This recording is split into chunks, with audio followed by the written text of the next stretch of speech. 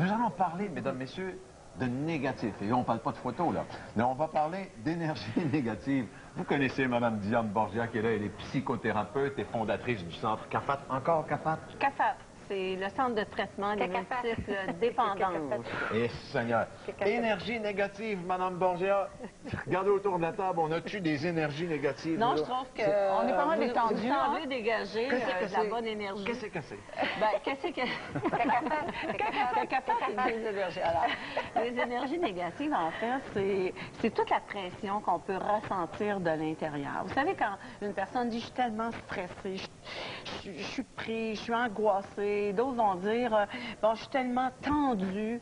Alors, c'est le résultat de la présence des énergies négatives. C'est un événement qui arrive, puis on n'a pas les outils pour contrer cet il événement. semble qu'on n'a pas le contrôle sur les événements. Mastercard arrive, puis là, on a... Oui, c'est ça. Donc là, on peut avoir... Ça doit être grave. Il parle de l'impôt.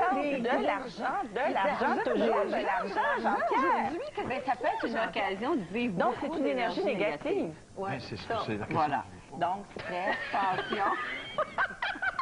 Stress, tension qui peuvent occasionner, à ce moment entraîner, des difficultés comme mauvaise gestion. Passez dans le journal avec moi, je pense que ça va aller mal. J'en ai des énergies négatives chaque jour. Ben non.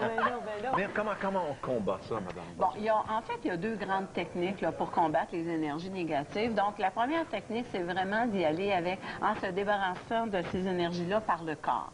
Donc, on a vu tantôt faire des arts martiaux, du tai chi, du yoga. C'est excellent parce que ce soit de la course aussi. Pour d'autres, c'est la bosse. Donc, le fait d'agir sur notre corps, on fait sortir le méchant. C'est le physique qui fait sortir par le méchant. le physique. Okay.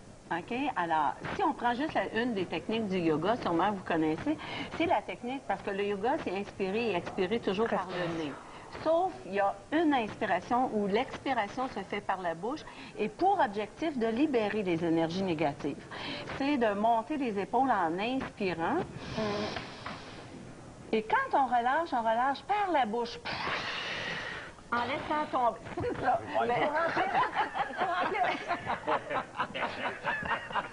Je comprends. Et ça, déjà, c'est la moitié de... Bien, déjà, ce sont des techniques physiques qui peuvent aider grandement à se libérer des énergies négatives. Il faut remplir tout le ventre aussi d'air, parce que si c'est juste le haut... Le thorax, le ventre, après ça, le ventre ressortir. plein d'air. Voilà. Donc, ça fait partie des techniques physiques. On peut se servir assez aisément. On peut aussi apprendre à se détendre. Alors, la détente est une façon aussi de tenter de libérer les énergies. Sauf que la détente, souvent, peut nous amener aussi à l'autre aspect, des ressentir davantage. Et là, on doit se servir de d'autres techniques, comme des techniques plus psychologiques. Comme quoi? C'est-à-dire, bon, il y a deux grandes techniques au niveau psychologique. C'est soit la pensée qu'on appelle la pensée positive.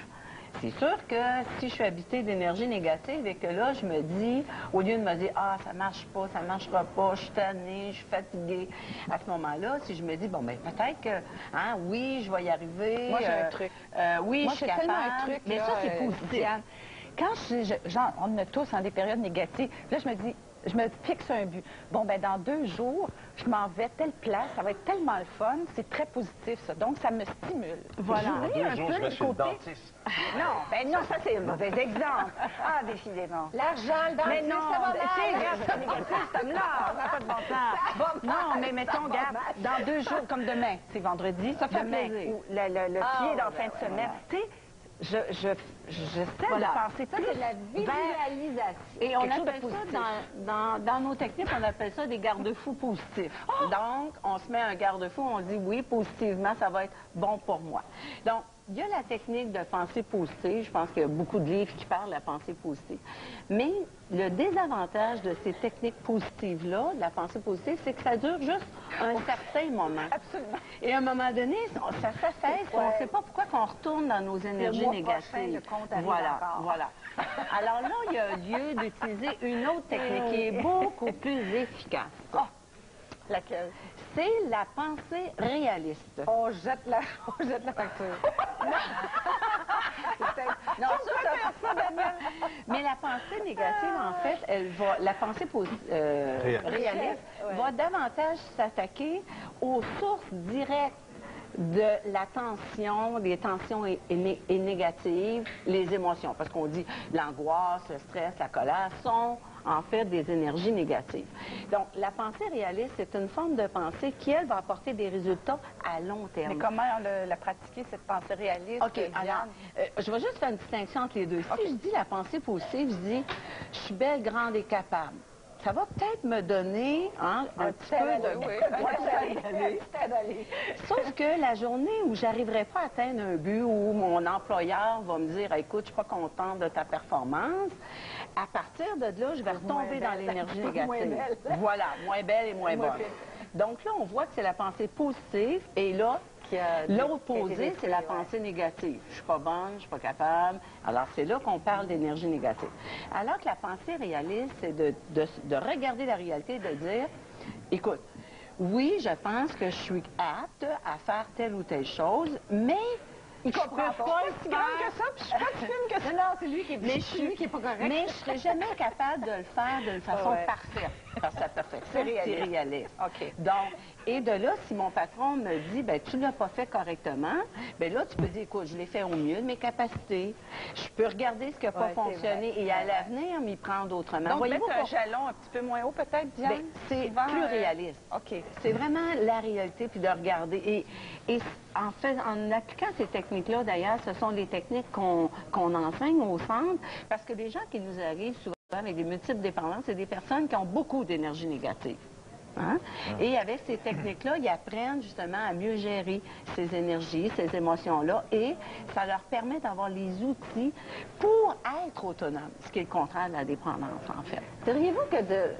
Enfin, moi, je suis chialeuse. Je suis bien chialeuse. Oui. Mais je suis chialeuse parce que j'ai l'impression... Mais j'ai l'impression que d'être chialeuse, ça me libère. Ben, oui. Je mets les affaires sur la table, je dis, on va trouver une solution. Oui, mais regarde, tu le sors, ton méchant. C'est ça. Alors, j'ai l'impression qu'on va trouver une solution en groupe. Si je suis pas capable toute seule, mais des fois, ça achale le monde. C'est ça. Sauf que ce que tu m'expliques là, c'est davantage une énergie négative qui est la colère, l'impatience. Et là, tu vas utiliser la verbalisation pour passer cette énergie-là. Et souvent, ça fait pas, on n'atteint pas les objectifs. Donc, il vaut peut-être mieux utiliser la technique de la pensée réaliste. Ça va diminuer l'énergie négative de colère. Et là, tu vas t'affirmer d'une façon plus positive qui va sûrement t'amener plus de résultats. Ça va moins agresser les autres. C'est ça, ben oui, parce que c'est souvent l'occasion pour les autres de se sentir c'est intéressant quand même, retenir ça, la pensée réaliste. Oui, puis la façon de s'en sauver, c'est de ne pas penser en ce moment, la réalité, c'est que le temps est fini. C'est ça, c'est qu'en ce moment, là, la réalité, c'est que son temps est fini. Il y a mon copain qui est là à côté, il y a monsieur Tessier qui est là, mais je veux vous poser une question. C'est écrit sur mon papier, si la réalité ne vous satisfait pas, rien ne vous empêche de la corriger. C'est vous qui avez dit ça. Alors... Ça m'inquiète en enfant d'année quand je pense à ma vie personnelle, mon mariage, mes enfants, ma job, mon boss. Si la réalité ne me satisfait pas, rien ne vous empêche de la corriger. C'est dangereux, ça, madame. Je vais peut-être juste conclure avec ça en disant que si on est habité d'énergie négative, on n'utilisera pas des bons moyens pour corriger la réalité.